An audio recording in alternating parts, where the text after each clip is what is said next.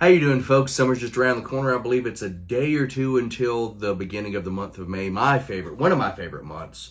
I'm not a hot weather kind of guy at all, but the month of May has one of the most historic days in all of motorsports. We're talking about the day of the Indy 500, the Monaco Grand Prix, and finally the Coca-Cola 600. If I have a little extra money, I'll probably be in Charlotte in a couple weeks for that.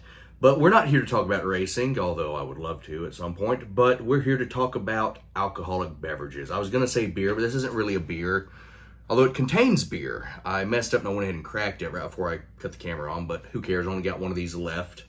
And this is Wernesgrüner, I believe I pronounced that right, Wernesgrüner Lemon Radler. Now, real quick, I'm going to go ahead and pour this. What is a Radler? Well, the story goes that a man had a bar and a bunch of cyclists came in.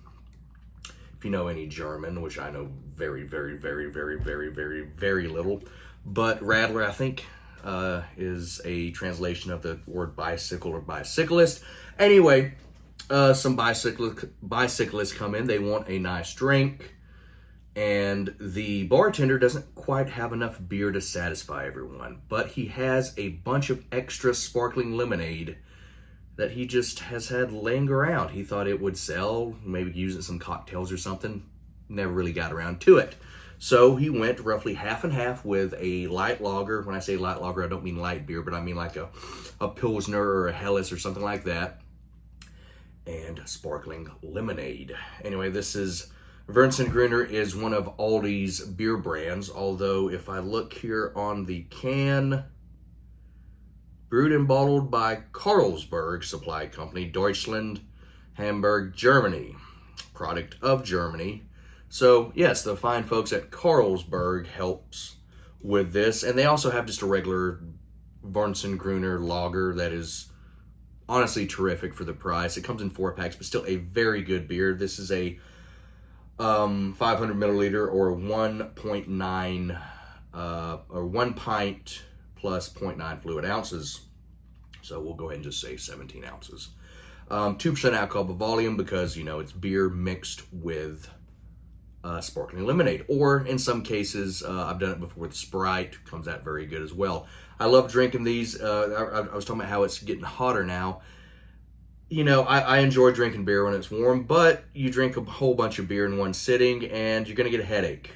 And I'm one of the stupid people that don't think to, you know, drink a little water in between beer. So fun fact, if you're drinking outside or just drinking period, a water once in a while, you know, will help out and also keep you from getting drunk or at least trashed. I know some people, you know, and if you're one of those people that drink to get drunk, first of all, you might need to look at yourself a little bit. Maybe drinking alcohol isn't for you, but you're not going to like this anyway. This is not going to get you trashed, but it's a nice, enjoyable experience, at least for my opinion. Anyway, we'll take a look at the beer. It's cloudy. It's very cloudy. Honestly, it reminds me of some wheat beers. But yeah, it looks honestly like a blend between beer and lemonade. Surprise. Go ahead and take a whiff. I'm a little congested, so might not get a lot off this. I get enough, though. You get mostly lemonade with just kind of something else going on. It could be a little malt I'm getting. Maybe there's a little hint of hops. Let's go ahead and take a swallow. That's good. That's refreshing. You definitely get the lemonade. I think the lemonade plays a little bit of a bigger role than the beer here in this drink.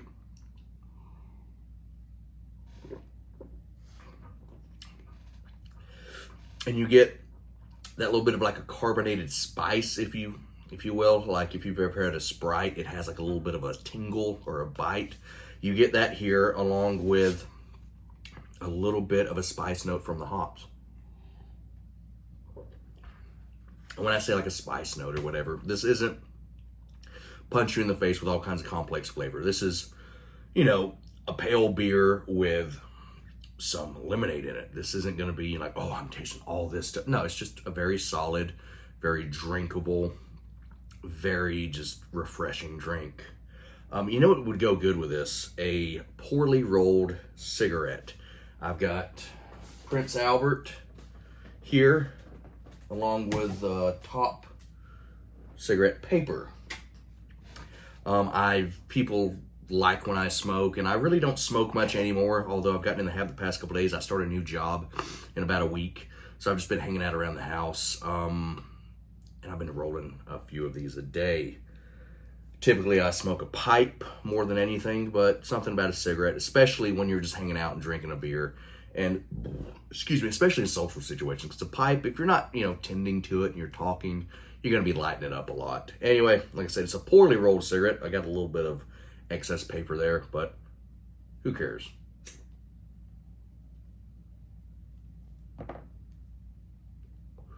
And for those of you who do not know, Prince Albert is 100% burley. It's just burley. Another cigarette, tobacco I like to roll cigarettes with on occasion is Carter Hall. Carter Hall is also mostly burley with a little bit of Virginia. And I will say something about a hand-rolled cigarette. You do it with good quality tobacco. There's not as many, additives and stuff that you would find in, say, a regular pack of cigarettes. Just feels better. It tastes better. It's a lot more cleaner. If I'm just doing basic roll your owns, I'm going to use, like I said, either Prince Albert or Carter Hall. I got some Velvet in there that I roll with every so often. But if I want to go a little fancy, if you're one of these that are interested, Peter Stokeby has some fantastic shag blends. But we're not here mainly for cigarettes. We're here for the beer or the Radler. There's not much else to say about it. It's so refreshing. It's light, but it has flavor. That's one thing. If you're going to make one of these, I wouldn't use light beer because the lemonade will overpower, something like a Busch Light. But, oh my goodness, that's good. Every time I go to a German restaurant, one of my favorite types of food. I love some Jaeger Schnitzel and Spätzle, but I will have a couple beers. I like to go, more of a darker malty, maybe a Dunkel, perhaps. But after a couple of those, I'll be like, all right, I need to calm down. I'm drinking too much. I'll have a Radler kind of end the night out while everyone else is finishing up their meal. And man, it is just delicious. This isn't the only Radler I've had. I have had the Stiegel, which I don't know if I've reviewed or not. If I haven't, though, I need to review it. It's very good, although this is very comparable in quality to that. I believe I might have had Bitburger. I know Bitburger makes a Radler as well. That's very good. I think I've tried it. Oh, I was almost about to lean back. This chair will lean back, and I'm doing a video right now, obviously, so I can't just, be sitting here, just relaxing. You want me to be talking, of course, but man, it's relaxing. It's just very easy going, especially combined with a good cigarette, cigar, pipe. Although if I'm going to be smoking a pipe and, sipping on something, I want something a little more darker and heavier, but man, I might have to sit on the porch and have a couple of these. I'll say that last little bit. I'm trying to think how I would rate this. And for the style, I can't compare this to just any beer because it's not a beer, it's a Radler. But for the style, for the price point, it's not expensive at all. The Stiegels can get a little pricey, especially when you look at the fact that it's not just beer. There's lemonade in there, and it's kind of feels like you're getting ripped off a little bit. Although then I crack one open, I drink it, and I'm like, no, I like it. But this Wernesgrüner, if I'm pronouncing that right,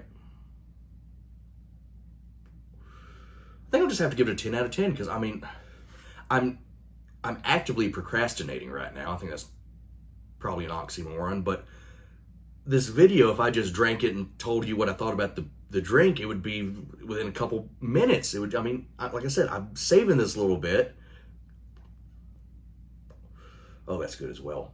Just so I can have something to talk about, but I'm just gonna have to go ahead and give it a 10 out of 10. It is what it is. It's not fancy or nothing, but if you're just relaxing, watching a race, like, if I go to Charlotte this year, it gets hot. It gets really hot, and the Coke 600 is, of course, 600 miles. It starts out in the middle of the day, or later in the day, and then it goes until the sun goes down and continues, which is a great experience, especially if you're a nerd like me when it comes to racing, because you're always thinking about, oh, they're going to change tire pressure and all this, and the track's going to start handling different. It's going to start out slick, and then it's going to tighten up as it gets colder, and just, so many variables going on. But it's a long, long race, and you're going to be out there, and you're going to show up to the track early, and you're going to walk around, and you're going to get sunburnt. Last time I went to the race, I just wore nothing but overalls, nothing under it, and man, I was burnt up, but it was great.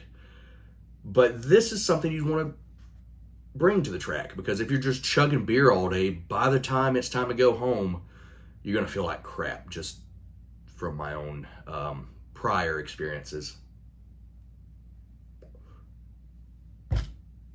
But anyway, let's hope that this year Ryan Blaney can replicate his win from, I believe it was 2 years ago when we attended. And yeah, he's been having some terrible luck lately, but this is not a NASCAR channel. This is a beer drinking channel. So 10 out of 10. Like, rate, subscribe. Quick update. Feller by the name of Shorty something other follows me. Very nice guy.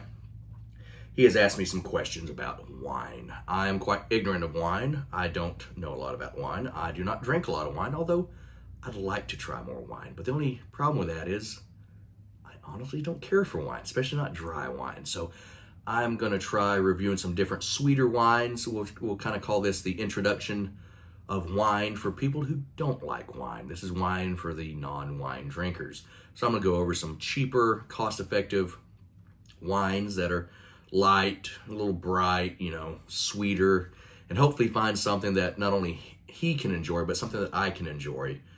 And, something balanced. I want something on the sweeter side, but I don't want something saccharine sweet like I reviewed that Manchevitz. And a glass of that, maybe 2, is fine, but you get past that, you get that just sticky, mouth feeling. So I'm not going to do a bunch of wine reviews at one time, but I'm going to spread them out as I go. Anyway, like, rate, subscribe if you care to, and have a good night and a good day and a pleasant tomorrow.